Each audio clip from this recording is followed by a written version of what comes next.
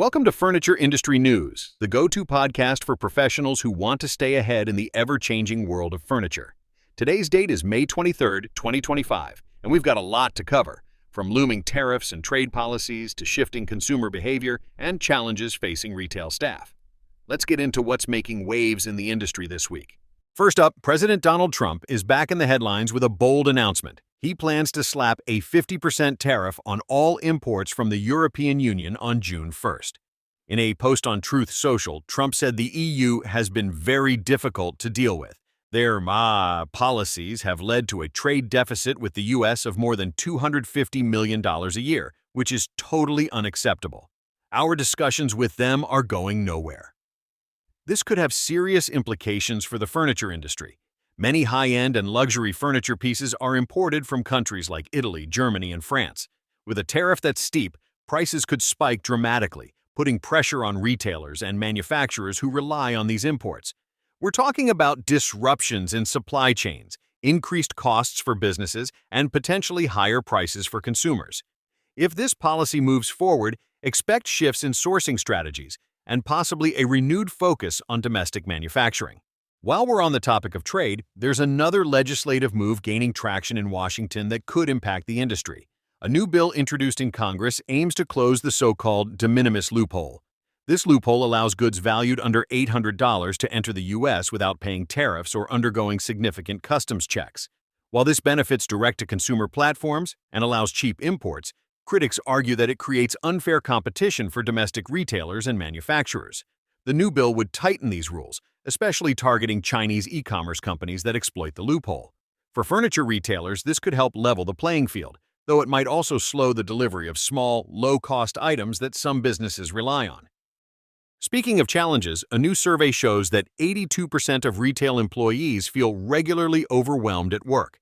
That's a staggering number. With ongoing labor shortages, increased responsibilities, and a heavy reliance on digital tools, retail workers, especially in furniture showrooms, are feeling the pressure. Many report burnout and a desire for more support from management. For business owners and store managers, this is a wake-up call. Investing in employee wellness, simplifying tasks, and offering training could go a long way toward boosting morale and retention. Now, let's pivot to a more optimistic trend. Digital fatigue may be pushing consumers back into physical stores, and even back to flipping through good old-fashioned catalogs. According to recent data, more consumers are craving tactile experiences after years of screen overload. This is great news for brick-and-mortar furniture retailers. The emotional and sensory aspect of shopping in person, touching fabrics, testing out chairs, visualizing how pieces fit together, can't be replicated online.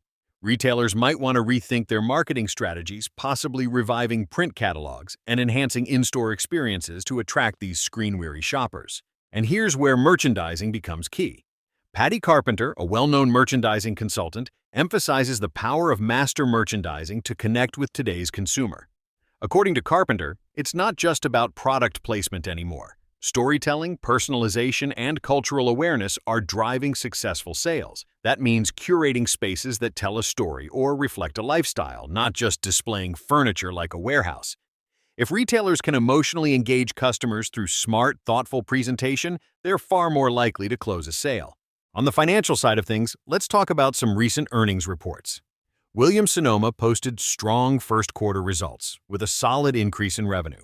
However, income took a slight dip due to higher expenses, including investments in digital infrastructure and inflation-related costs. Still, the brand's focus on maintaining premium positioning and building customer loyalty seems to be paying off. For the furniture segment, their success signals that consumers are still willing to spend on high-quality, stylish home goods, even if they're watching their budgets a little more closely. TJX, the parent company of Home Goods, also had a strong Q1. Interestingly, their leadership called attention to tariffs on home goods during their earnings call. While they beat sales expectations, executives warned that continued tariff pressure could squeeze margins moving forward. They've been working around the tariffs through strategic sourcing and product mix, but the landscape remains volatile. For retailers operating in the discount home space, it's a balancing act between staying price competitive and managing cost increases. Target has also been adapting to the shifting tariff environment. Their 2025 strategy involves leaning into private label furniture offerings to give them more control over pricing and sourcing. It's a clever move that not only helps manage cost volatility, but also allows them to build customer loyalty with unique designs. For other retailers, this might be a signal to explore proprietary lines or deepen relationships with flexible, adaptable suppliers. While corporations navigate strategy, consumers are showing more interest in brand values than ever before. A new report finds that many shoppers, especially younger ones, prefer to buy from companies that align with their personal beliefs. This includes sustainability, diversity, fair labor practices, and transparency. For furniture brands, this means it's not enough to have a great product. You need a great story, backed by action. Highlighting eco-friendly materials, ethical sourcing, or community initiatives isn't just feel-good PR. It can directly influence purchasing decisions.